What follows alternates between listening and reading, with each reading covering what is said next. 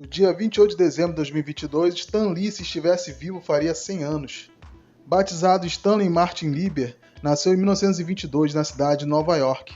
Filho de uma família de imigrantes judeus romenos, ele teve uma infância pobre, criado numa kitnet no Bronx, junto de seu irmão Larry.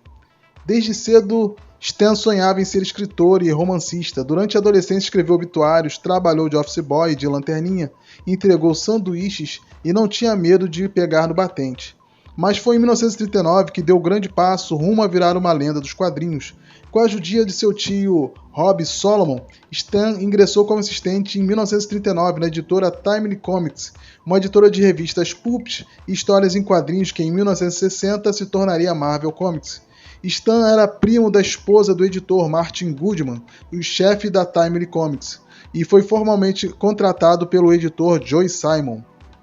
Seu primeiro trabalho publicado foi um conto ilustrado por Jack Kirby intitulado Capitão América, A Vingança do Traidor, publicado em Capitão América 3 em maio de 1941, usando pela primeira vez o seu apelido Stan Lee, já que ele preservava seu nome Stanley Martin Lieber para quando ele fosse um escritor de renome.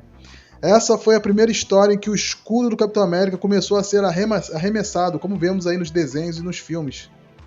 Quando Joe Simon e seu parceiro criativo Jack Kirby saíram no final de 1941 após uma treta com Martin Goodman, o editor promoveu Stan com menos de 19 anos como editor interino.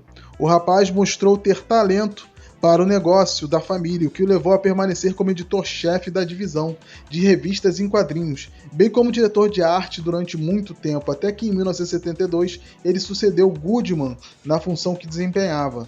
Stan Lee ingressou no exército no início de 1942 e serviu fazendo manutenção em postes telegráficos e outros equipamentos de comunicação.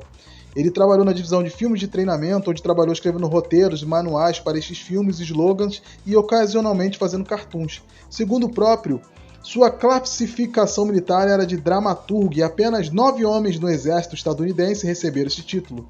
Durante esse meio tempo, Vincent Fargo, editor da seção que publicava quadrinhos de animais engraçadinhos, o substituiu até que retornasse do serviço militar em 1945.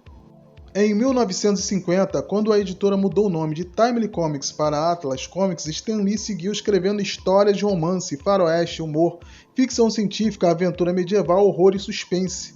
Nessa mesma época, uniu-se seu colega de quadrinhos Dan DeCarlo para produzir a tira de jornal My Friend Irma, baseada na comédia de rádio, estrelada por Mary Wilson. No final da década, Stan Lee já estava de saco cheio de escrever quadrinhos, insatisfeito com a sua carreira, e ele pensou em abandonar o ramo. E em outro canto, ao mesmo tempo, o editor Júlio Schwartz reviveu os super-heróis da DC Comics e experimentou um sucesso significativo com a sua versão atualizada de Flash, Lanterna Verde e companhia, quando montou a Liga da Justiça da América. Em resposta, o chefão Martin Goodman designou Stan Lee para criar uma nova equipe de super-heróis para competir com este sucesso.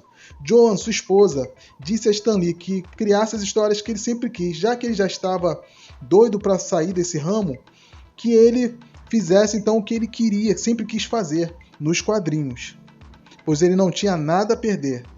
Fazendo o que a grande maioria dos homens não faz, Stan Lee decidiu ouvir a sua mulher e começou a introduzir personagens mais complexos e mais humanos que poderiam ter mau humor, depressão, vaidade e até chulé. Seus personagens discutiam, se preocupavam em pagar suas contas e em impressionar garotas, e ficavam doentes e entediados. Seus super-heróis capturaram a imaginação dos jovens e dos adultos, aumentando drasticamente a venda de quadrinhos da Marvel.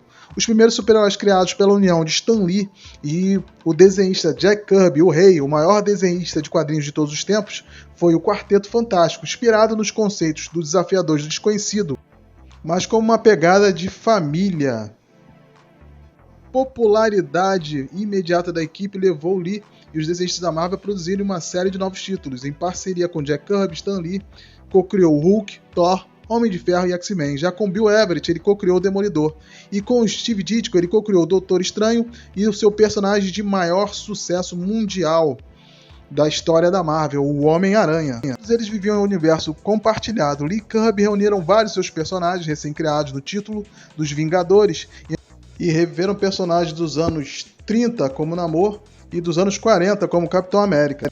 Lee também é responsável pela cocriação junto com Gene Colan de um dos primeiros super-heróis negros dos quadrinhos, que é o Falcão, e juntamente com Jack Kirby também, pela criação do Pantera Negra e pela introdução de vários outros personagens, sempre abordando questões atuais como racismo, preconceito, tecnologia, radiação, entre outros conceitos ali, de forma fictícia, porém mais próxima dos seus leitores e da realidade deles. Durante sua carreira, tanto dentro como na década de 90, quando ele deixou seus deveres regulares na Marvel, apesar de continuar recebendo salário de 1 milhão por ano, Lee se envolveu não só com quadrinhos, mas também com várias mídias, como desenhos animados, filmes e até produções para a TV japonesa, onde ele ajudou na adaptação do seu personagem mais famoso, Homem-Aranha, para a versão Tokusatsu, onde ele possuía um robô gigante. Se fôssemos aqui falar de tudo o que Stan Lee fez durante sua vida, um vídeo só não seria o bastante. Lee morreu em 12 de novembro de 2018, aos 95 anos, no Cedar Sinai Medical Center, em Los Angeles, Califórnia. Foi levado para o hospital em uma ambulância de emergência médica no início do dia e morreu pouco depois. Então é isso aí, galera. Essa foi a vida e morte de Stan Lee. Cara que vai deixar saudades. É isso aí, muito obrigado. Curte, comenta e compartilha aí, ajuda a gente a fazer mais vídeos e melhores aí. Tá bom, galera? Fica na paz, fique com Deus. Até!